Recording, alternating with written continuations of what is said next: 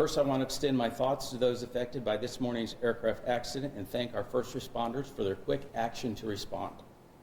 The Airport Authority and its mutual aid partners responded to an aircraft accident at RDU involving a general aviation aircraft. The accident occurred at approximately 10:10 a.m. in the grass next to runway 5 right, 23 left. The flight was arriving from Wilmington, North Carolina. The aircraft is owned by Medical Air, Inc. and operated by UNC Air Operations. The aircraft had 2 people on board, 1 pilot and 1 passenger. Both were transported to area hospitals. The Federal Aviation Administration issued a ground stop that was lifted at approximately 11:30 this morning. The Federal Aviation Administration and the National Transportation Safety Board have both been notified.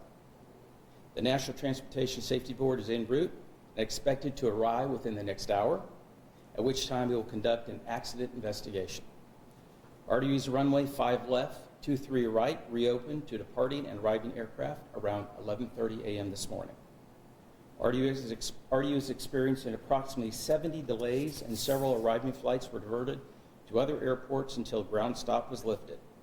Travelers should contact their airline for the latest updates regarding the flight status. And of course, questions about the identity and condition of the pilot and passenger should be directed to UNC Health. And at this time, I'll try to answer any questions you may have. Dewan Hobart with WTP. Have you known of any other accidents in the past with UNC Air at all? I'm not familiar with any other accidents that have occurred with that operation.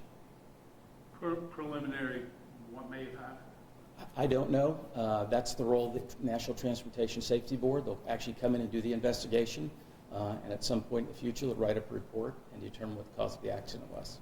Do you know if anyone was alerted that there was a problem with the plane when it was incoming?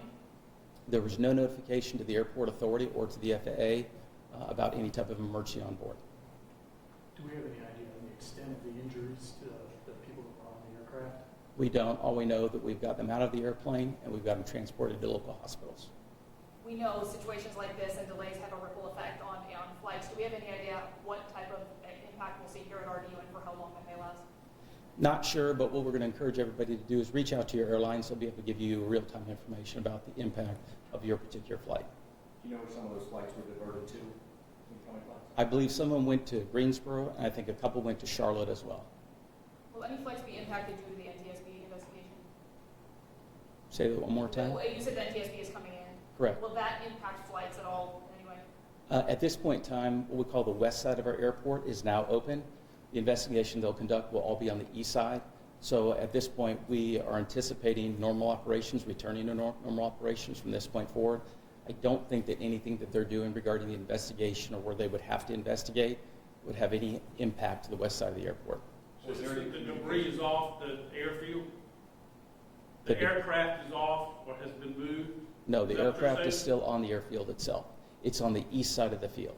So Terminal 1, that runway is the east side of the field. That's where the debris field actually sits.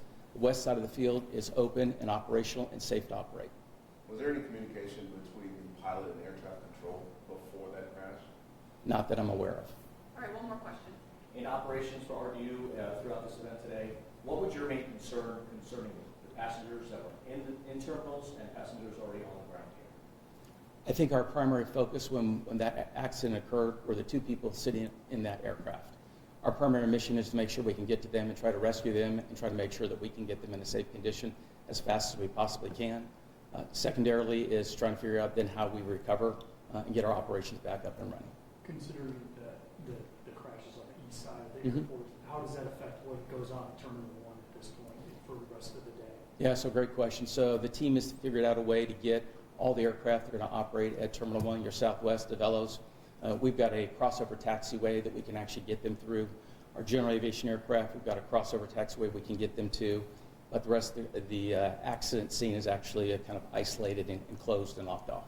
So it would be business as usual if you were someone that was flying out of Terminal 1, if you had a flight out of Terminal 1? Yeah, if you're at Terminal 1 at this point in time, once they can get back on their schedule, it's going to be normal operations.